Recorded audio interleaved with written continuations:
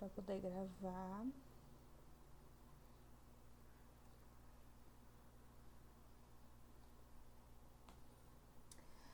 E aí vamos lá, hoje a gente vai falar sobre Hecate. É uma apresentação muito breve, assim, a gente não vai se aprofundar muito nela, porque eu tenho planos para a gente fazer outras aulas sobre, porque muita gente me perguntou sobre Hecate e a relação com outras deusas, Hecate e a relação com epítetos e tudo mais, então seria melhor para a gente destrinchar tudo isso, porque é muita coisa, realmente é muita e muita coisa sobre Hecate que a gente tem que, né, falar, porque senão a gente não chega, né? A gente não vai chegar na completude dela, mas também, resumindo muito, também não tem como chegar aí em quem ela é.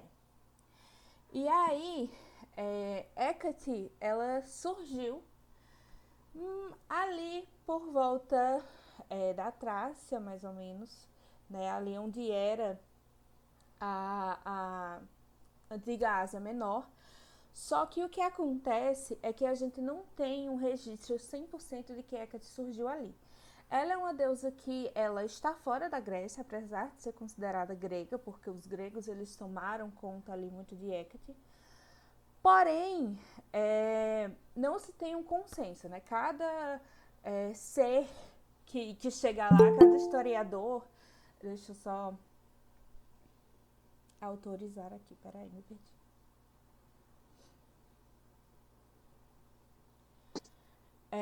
Voltando, cada historiador tem a sua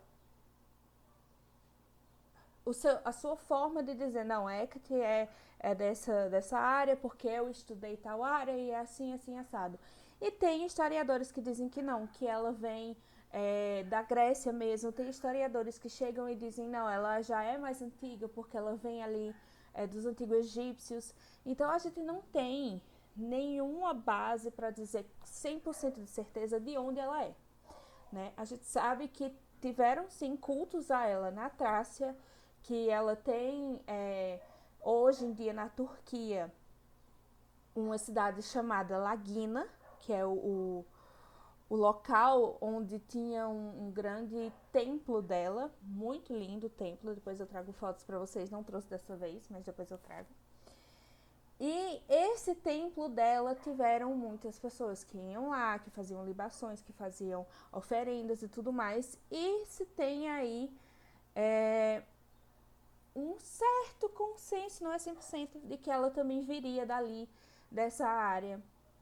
E que ela está 100% nessa área. Mas não se tem realmente aquele batido de martelo dizendo assim, nossa, ela é realmente daqui, de tal canto, né?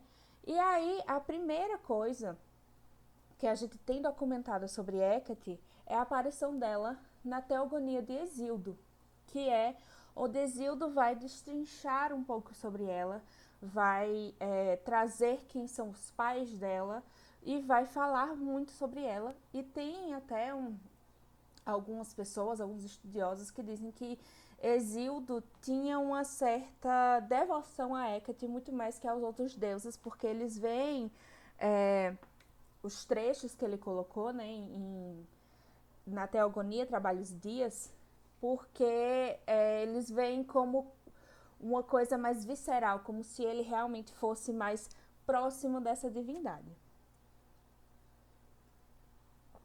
E aí, Hesíodo, os textos de Hesíodo de Teogonia estão aí marcados entre o século 8 e 7 antes da Era Comum, né? Que é o que a gente chama de antes de Cristo, mas agora a gente chama antes da Era Comum. E aqui eu queria mostrar para vocês esse mapa aqui da Grécia Arcaica de 750 a 550. Isso aqui em vermelho são as áreas em que os gregos estavam. Então os gregos estavam aqui no Egito, estavam nessa parte aqui mais para cá, que eu não me lembro, não me recordo o nome agora. Aqui é a Ásia Menor, aqui fica a Turquia, eles estavam na Rússia, na Ucrânia, na Bulgária, ou seja, eles estavam em todos esses espaços vermelhos. Eles eram pessoas que não ficavam só na área que hoje a gente denomina como Grécia. Eles saíam por aí explorando tudo. Então, por isso que a gente não tem esse consenso de onde Hecate veio. Ela pode ter vindo realmente da Grécia e por ter se espalhado, alguma coisa da Grécia originalmente se perdeu e aí a gente achou coisas mais antigas na Turquia, ou ela realmente veio de fora, que durante a passagem dos gregos por esses locais, eles acabaram adotando Hecate como a deusa. Então, para vocês verem como era uma coisa muito espalhada, né? Não tinha um local, aqui é a Grécia e fim. Não, era gregos em todos os lugares possíveis, para que eles pudessem explorar também a cultura, a arquitetura não, esqueci o nome agora. Mas a parte do campo mesmo, né? Eles viajavam muito. Aí deixa eu voltei aqui sem querer, perdão. E aqui é um trecho do hino a Hecate da Teogonia, né? Gerou Astéria, mãe de Hecate, de propício nome, que Perses conduziu um dia a seu palácio e desposou e fecundada para o Hecate, a quem mais Zeus Crônida honrou e concedeu esplêndidos dons, ter parte na terra e no mar infecundo. Ela também do céu constelado partilhou a honra e é muito honrada entre os deuses imortais. Esse é só um trechinho porque realmente é grande o texto de Hecate, mas é um texto muito lindo, eu recomendo que vocês depois deem uma pesquisada, né? Astéria aqui seria a deusa das estrelas e Perse seria como o vingador, né? É mais ou menos isso que o nome dele quer dizer. Seria um deus mais nessa área mais bélica. E aí, esses são os pais de Hecate, segundo a Teogonia. E aí a gente chega na grande questão. Quem é Hecate? Sinceramente, é impossível de responder essa pergunta, porque ela é uma deusa muito complexa, ao mesmo tempo que ela é muito completa. Ela tem muitas faces, e é impossível você definir Hecate de uma forma única. De dizer assim, Hecate é isso e pronto, acabou. É difícil demais, porque ela tem ela trabalha em muitos locais, muitas facetas. Enquanto eu for respondendo as questões, vocês vão ver. E aqui, o nome dela, Hecate, significa aquela que trabalha de longe. Por isso também o pessoal fala que ela não veio originalmente da Grécia, né? Ela seria de longe e foi trazida. Mas também significa aquela de muitos nomes, ou seja, aquela de muitas faces, aquela que tem muitos atributos a acrescentar. E aí o que acontece, e o que tem o trecho aqui de Hesíodo, é que Zeus, né, honrou e concedeu esplêndidos dons a ter parte na terra e no mar infecundo, e também céu constelado. E aqui, na Titanomaquia, que eu botei aqui, que foi uma guerra ali entre os titãs e os deuses, Hecate tomou parte. Hecate era considerada uma titã, por ser filha de titãs, ela era considerada titã, mas logo em seguida ela tomou parte do novo regime, do regime de Zeus, né, do regime dos olimpianos, que era por onde Zeus tinha essa liderança dentro ali. E ela ajudou com que eles ganhassem a titanomaquia, né? Se não fosse por ela, talvez Zeus nem tivesse saído do canto, vamos dizer assim. Desculpa.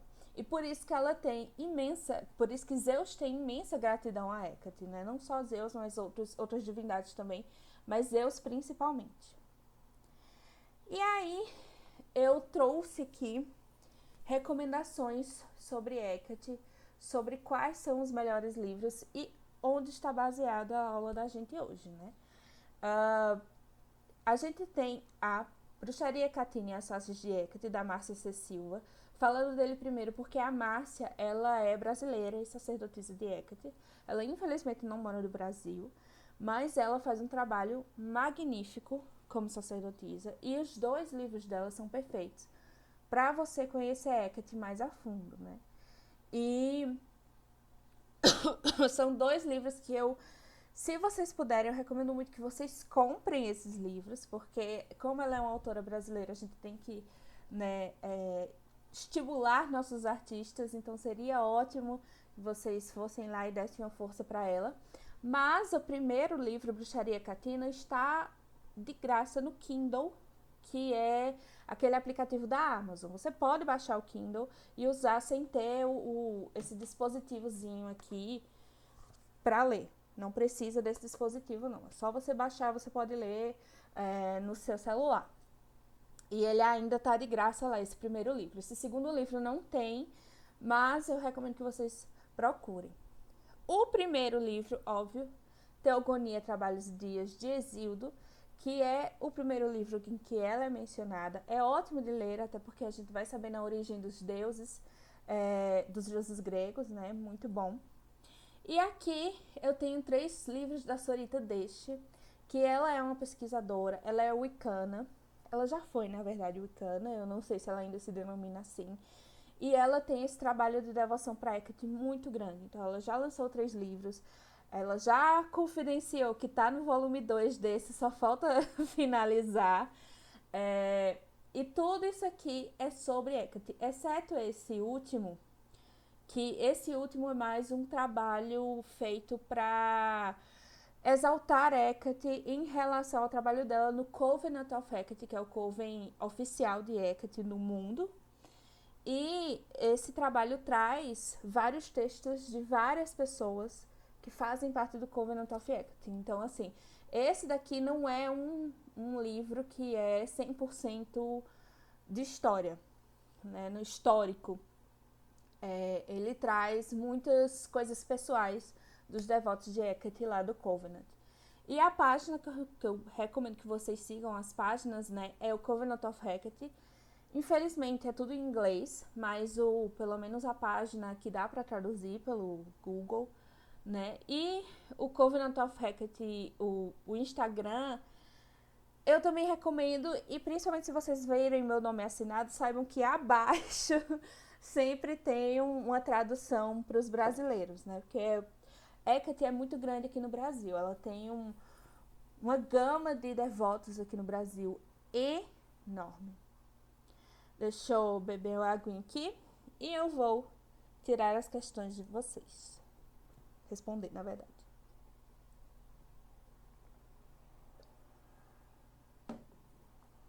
Vamos lá. Quais foram as dúvidas que me mandaram? A primeira tá aqui. O hino a Deméter e a Hecate na Teogonia, qual a diferença? Primeiro a gente tem que entender que aqui o hino a Deméter, ele é um hino homérico. E esse hino homérico, ele só tem alguns textos, que são 33, se eu não me engano. Eu acho que são 33, que são textos que foram achados e relacionados. Ele não tem, o autor não é Homero, né? Eles são associados a Homero, mas o autor não é Homero. Por quê? Porque foram textos coletados aqui e ali, então são vários autores, porém eles colocaram esses textos como se fosse a Homero em homenagem a esse filósofo. E o hino a Deméter é um hino que fala sobre o mito de Deméter, que é o mito do rapto de Perséfone, né? Que é, para quem não conhece, o mito do rapto de Perséfone fala sobre Hades ter ficado extremamente apaixonado por Perséfone, viu ela ali colhendo narciso nos campos e raptou ela. Deméter percebeu a ausência da sua filha e ficou extremamente triste, não sabia o que fazer, ficou procurando ela, vagando na terra durante 10 dias. A única pessoa, né, que ouviu o que aconteceu foi Hecate. Da caverna dela, ela escuta os gritos de Perséfone, e aí ela chega para Deméter, depois desses 10 dias, né, porque ela estava vagando, e pergunta, e diz a Deméter, Deméter, você já achou? Porque senão a gente pode ir em Hélio, que é o deus do sol, titã do sol. Quando elas chegam em Hélio, ele fala, olha, quem levou foi Hades. E aí começa todo um bafafá e tal. É um hino enorme, né? Hecate aparece cerca de 2 vezes, só que existem historiadores que falam que ela aparece 3 vezes, porque tem um trecho em que uma divindade chamada Balbo tenta animar Deméter para ver se Deméter sai da estagnação dela, né, que ela trouxe aí quando Perséfone foi raptada. E Zeus não quis devolver a filha a Deméter. Ela disse, então vai todo mundo se lascar, porque eu vou chegar com o inverno aqui, ninguém vai ter mais comida, as colheitas vão murchar e etc. E aí, enquanto ela estava nisso, essa deusa Balbo tenta animar Deméter. Só que ela não consegue. E dizem alguns historiadores que Balbo seria Hecate também, uma face de Hecate que tentou animar Deméter e que não teve sucesso. E aí depois de muito tempo, depois de conciliações, chegaram em conciliações, Hecate, junto com Hermes, vai buscar Perséfone e faz essa passagem de Perséfone do submundo para o mundo e volta a primavera e começa o verão também, ou seja, ela passa 6 meses com Hades, né, que são os meses de outono e inverno. Ai, que susto. Deixa eu ver aqui que eu tenho que liberar. Eu não sei como libera, gente, eu cliquei errado.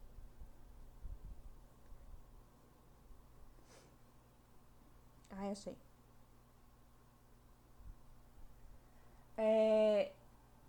Eu parei em que parte? Eu acho que eu perdi.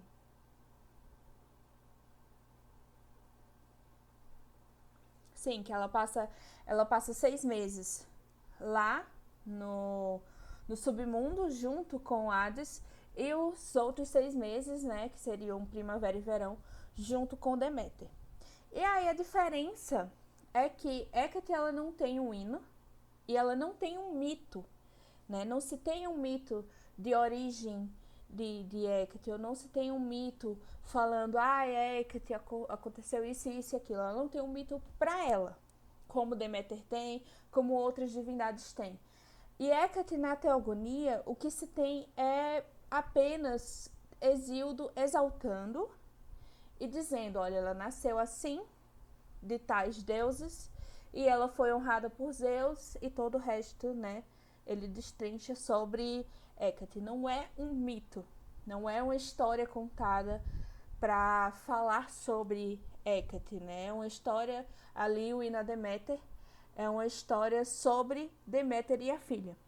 Um mito para falar sobre a passagem da vida, sobre a morte, sobre a questão de Perséfone deixar de ser uma simples menina para ser uma mulher e a rainha do Hades, né?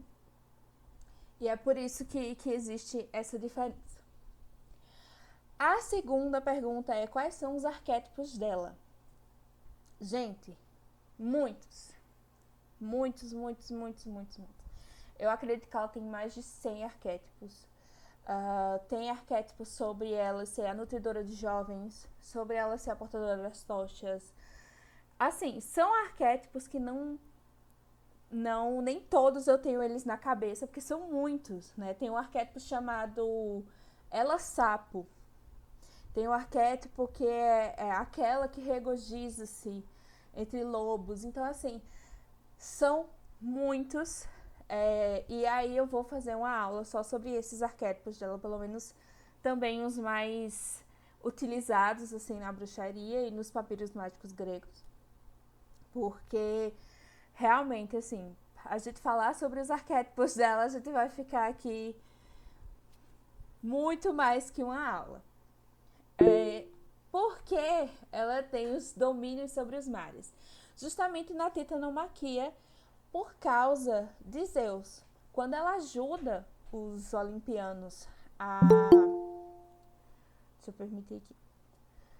Quando ela ajuda os olimpianos a chegarem na vitória da titanomaquia e colocar o novo regime, né, que será o regime dos olimpianos, Zeus presenteia ela com esses 3 domínios, né, que são os mares, os céus e também a terra, né, que são 3 reinos diferentes. E aí, um pouquinho mais pra frente, eu vou explicar por que ela é tríplice, né. E aí, Poseidon não rixa com ela por isso? Não. Poseidon também a honra, né? Não como Zeus, porque a relação de Hécate com Zeus é muito maior, né? Existem muitos locais na Grécia em que ela tem essa conformidade com Zeus, é que eles trabalham juntos.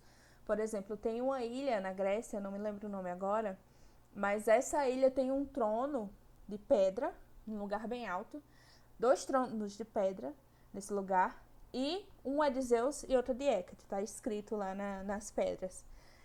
E eles são muito cultuados juntos também, em outros locais da Grécia. Então, Poseidon não vai rixar com ela, mas é como se a gente visse mais a relação dela junto ali com Zeus do que com Poseidon e Hades, né? Porque os reinos foram separados entre eles 3. Qual o relacionamento dela com Hermes? Hermes, ele é psicopompo, assim como Hécate. E o que é psicopompo? É mais um arquétipo, um epíteto dela, né?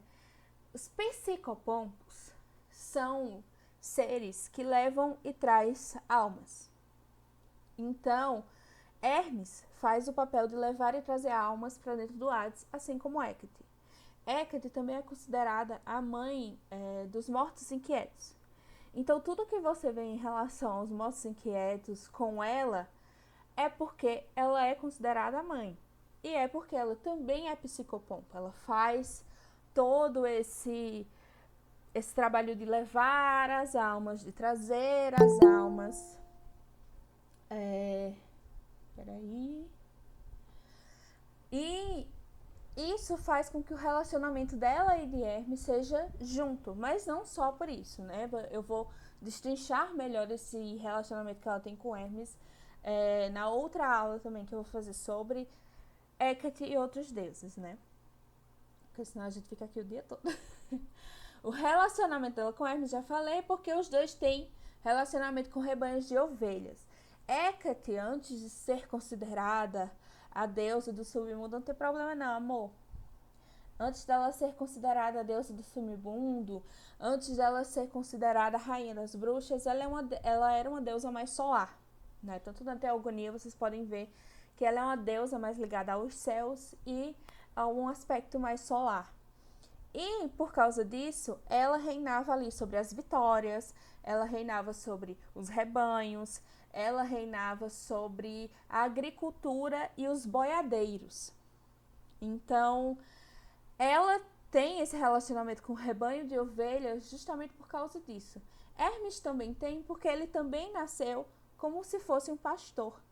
O caduceu que ele leva, né, aquele bastão que ele leva, tem 2 cobras enroladas e asas. Aquilo é como se fosse um cajado de um pastor, né?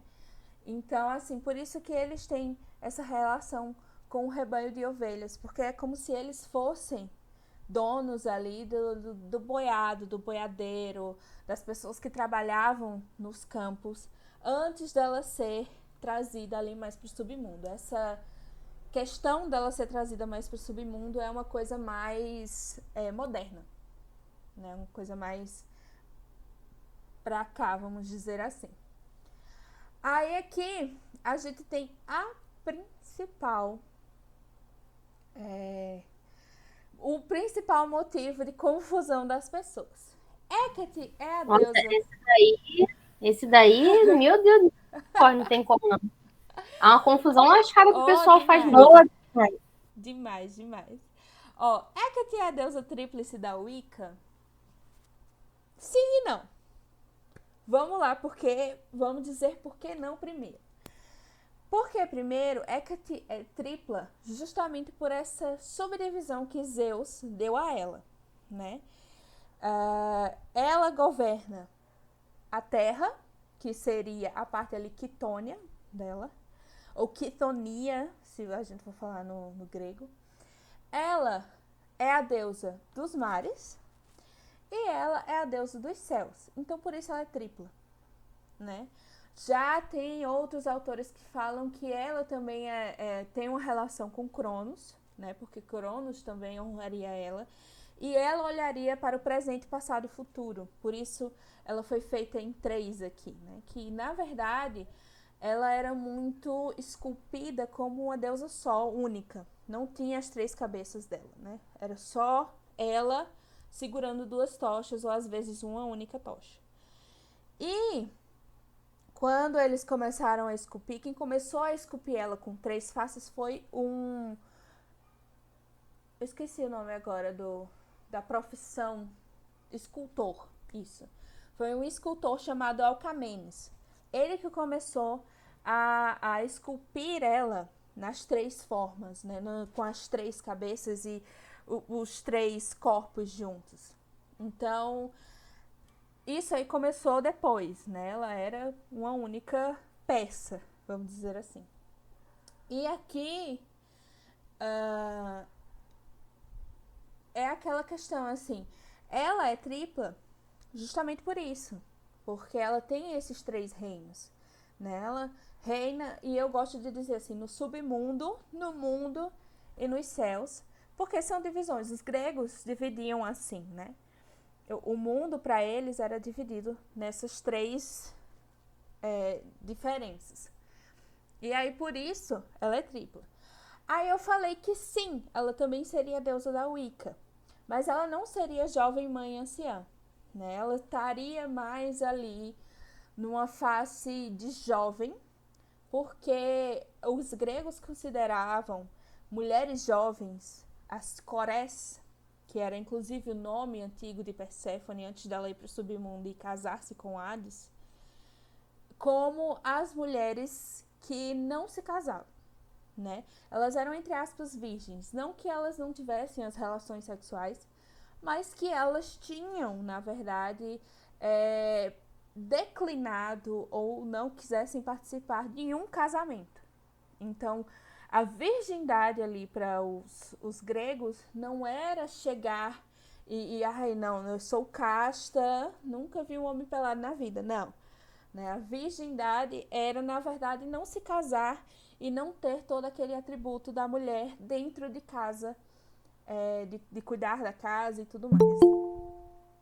Né? E assim, não era 100% assim, lógico, né? A gente tem que tentar entender como era a vida grega. A Brenda. Ai, Brenda, eu também. Aí a gente tem que ver como era a vida grega lá, né? Não era exatamente as mulheres quietinhas dentro de casa e tal, mas era como se ela tivesse que fazer o papel de uma mulher casada depois que ela de fato casasse, né? Então, como Hecate não casou, como Ártemis também não casou, não quer dizer que elas sejam virgens de nunca terem sido tocadas, mas virgens dela não ter criado essa família, vamos dizer assim. E aí, voltando, porque eu disse que sim, ela também seria a deusa tríplice da Wicca, porque na Wicca se tem um entendimento que todas as deusas mulheres são a deusa da Wicca.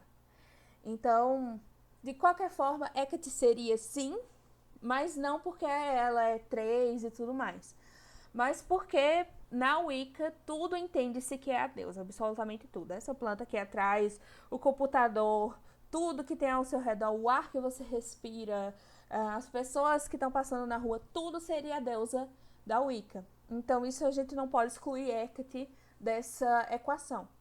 Mas em relação a toda essa questão dela e de origens, não tem uma origem histórica realmente colocada lá, escrita ou passada oralmente que diga, não, ela realmente é uma deusa e tal. Até porque Hecate é considerada grega e a deusa da Wicca seria celta, enfim, tem essas questões.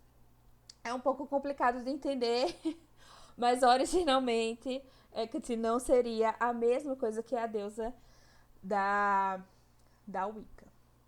E aí a gente passa até para um segundo ponto aqui, que seria essa segunda pergunta, que Kirke, ou Circe, ela seria filha de Hecate.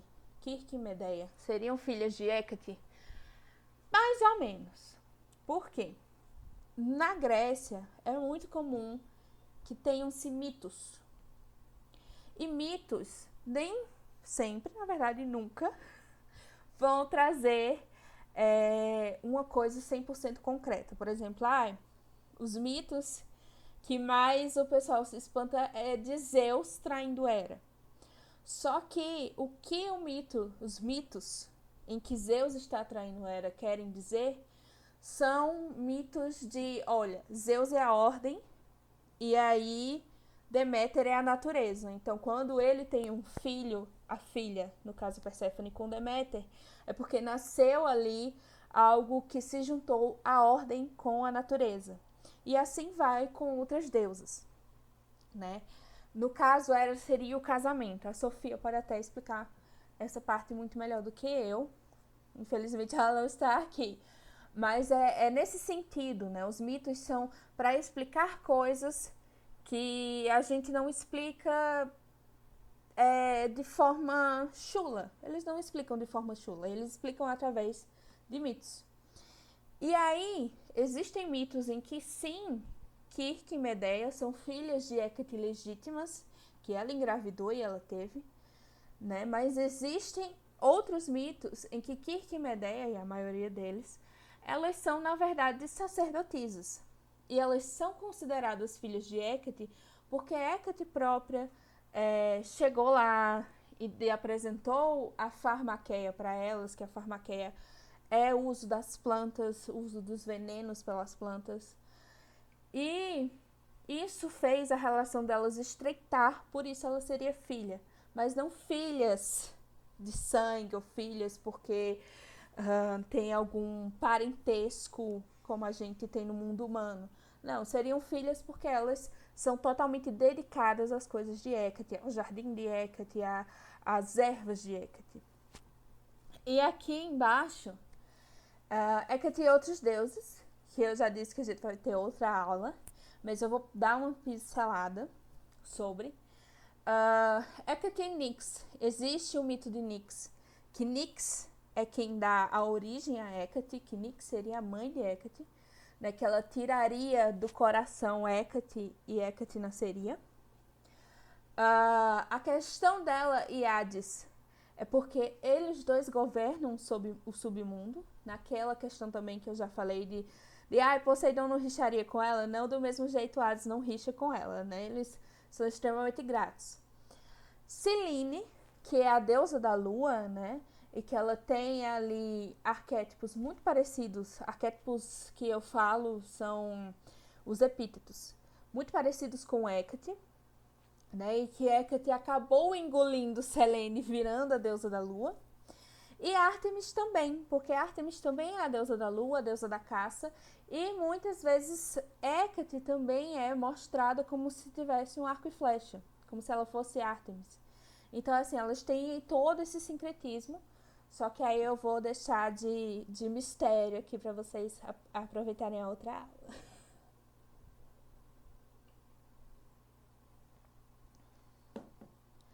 Aí, vamos aqui a este epíteto dela que eu amo, que é Brimo.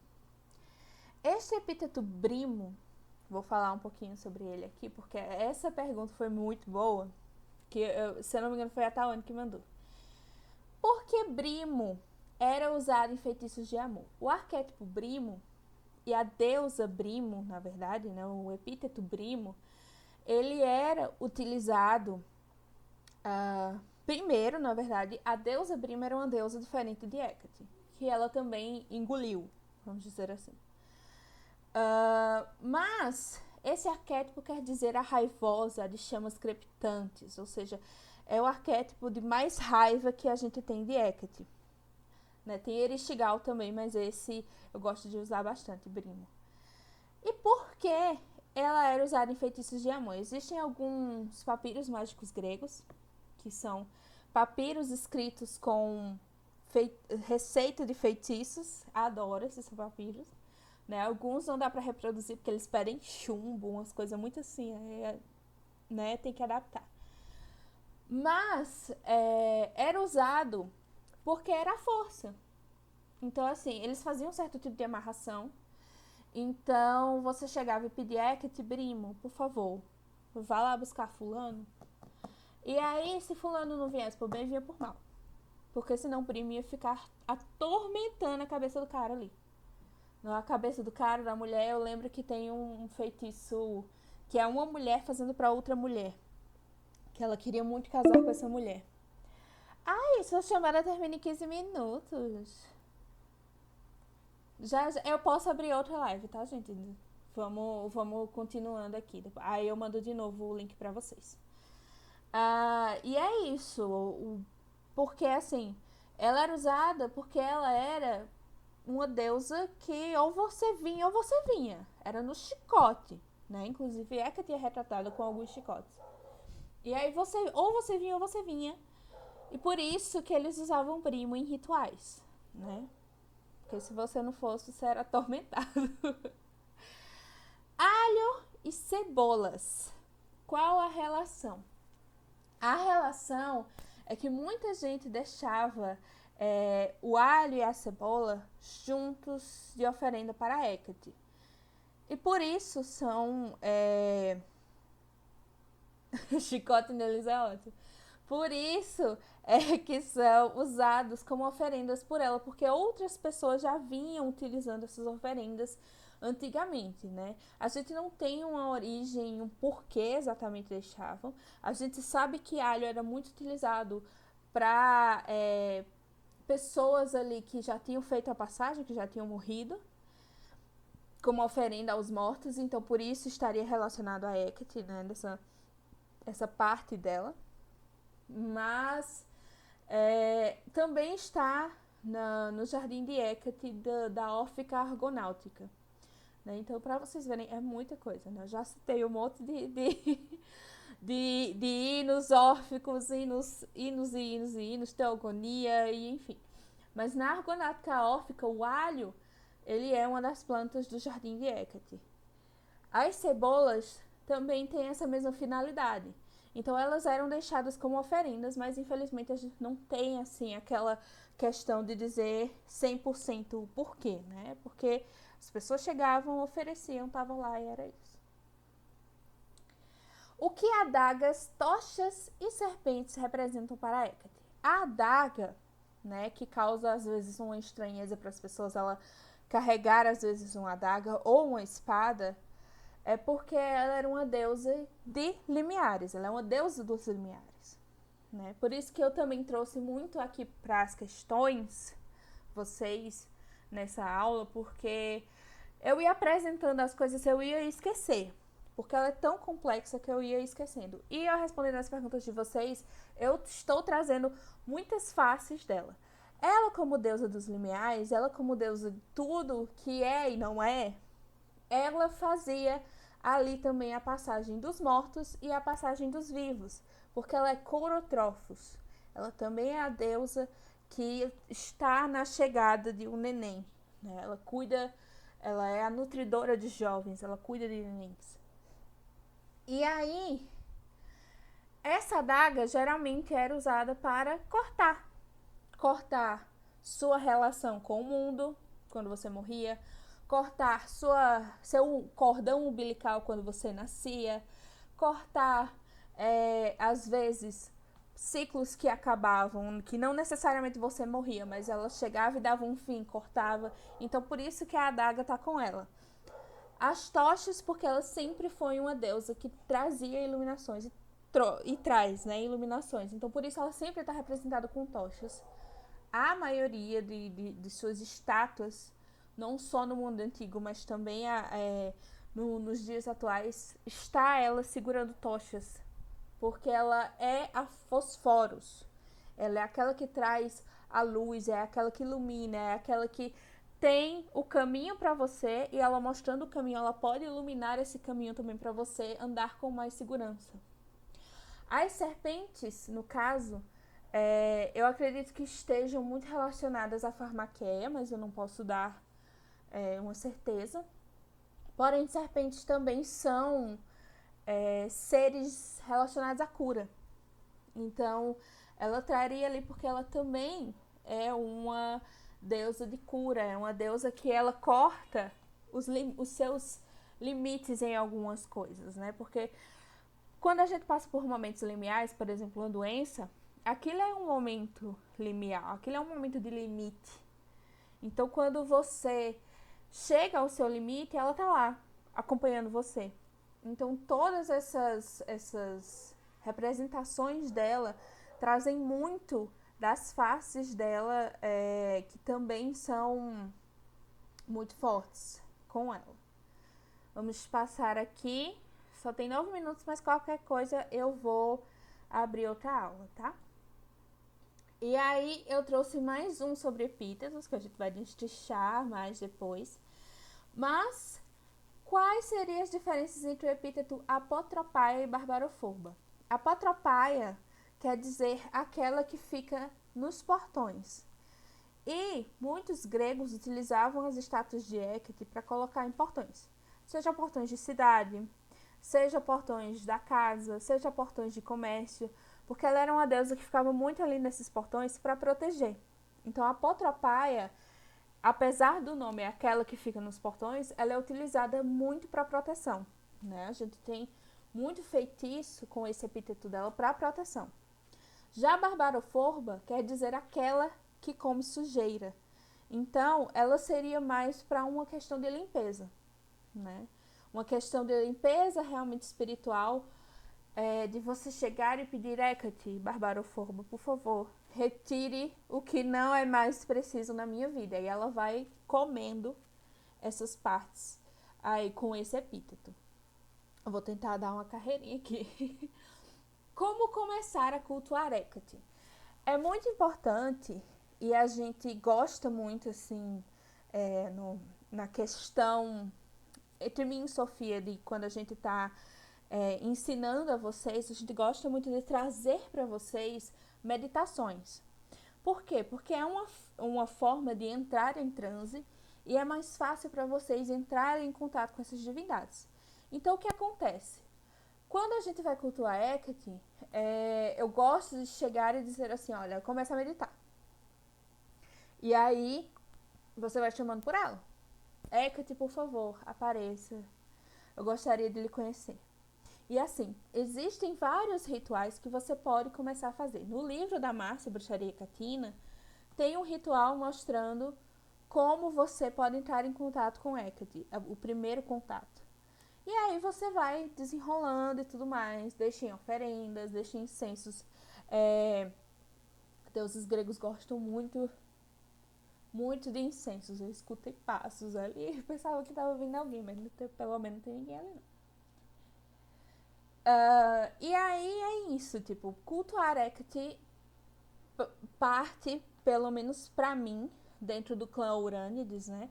A gente parte muito da questão de meditação. É muito importante a gente meditar.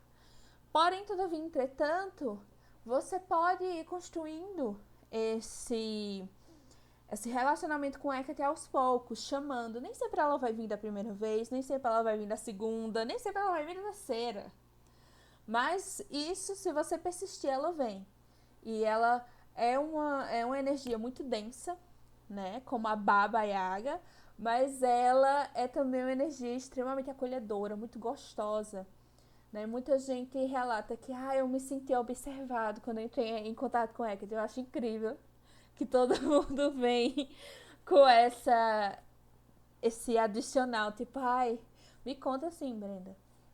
Porque todo mundo vem com esse adicional. Ah, eu senti que alguém tava me observando. Eu acho muito legal. Hecate Diamonds e como trabalhar com eles. Vamos ver se eu dou conta em 5 minutos. Hecate Diamonds, Diamonds na Grécia, são seres menores, são divindades menores, né? E não são demônios, não confundir com demônios, porque eles não são, eles só são seres menores, né? Às vezes eles são os Cacodiamonds, que aí são seres que trazem coisas ruins pra gente, ou eles podem ser como os Agathos Daimons, que são os seres que estão em nossa casa, toda casa tem o Agathos Daimon, e que você pode entrar em contato e oferecer, fazer oferendas e tal, para ele proteger sua casa e trazer coisas boas para sua casa. E aí, Hecate é a mãe dos Daimons também, assim como ela é a mãe dos Ângelos, que no caso os Ângelos, dentro da mitologia grega, eles são seres que trazem e levam mensagens, assim como Hermes. Então, por isso que Hermes também tem o epíteto Hermes Ângelos. E aí, o que acontece é que você precisa entrar em contato. Eu acredito que os Diamonds, dependendo de qual você vai entrar em contato, você tem que ter cuidado, né? Porque são seres amorais, então eles não têm essa coisa de eu não vou fazer isso com você porque é errado, isso aí não existe com eles, né? Você tem que trazer aí o seu discernimento, respeitá-los para eles respeitarem vocês do mesmo jeito que, por exemplo, fadas, duendes. Eu morro de medo de mexer com, com esses seres, porque eu sei que eles são amorais, né? Então, assim, teria que ser uma aproximação devagar, uma aproximação com muito respeito, uma aproximação que você traga também oferendas a eles e tudo mais. Fadas, assim, eu morro de medo. Eu sei que tem uma fada com o meu nome, mas eu morro de medo também. Entrar em contato. Mas é isso, gente. Tipo, não tem muito segredo, assim. O segredo mesmo é respeitar do mesmo jeito que você respeita suas divindades, tá? E deixa eu ver aqui se tem mais. Não tem.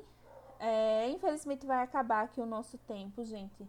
Mas eu deixo aí as redes, tanto as minhas como a do clã Urânides, como vocês podem entrar em contato com a gente, tá? Perguntar, mandar perguntas. Se eu não respondi aqui, eu vou responder nas próximas. Podem mandar, podem entrar em contato comigo, né? Às vezes eu mordo, mas é de leve. E é isso, obrigada. Obrigada a todo mundo que veio aqui. Se ficou alguma dúvida, me mandem que eu vou respondendo depois. E é isso, espero que vocês tenham gostado. Obrigada a todos.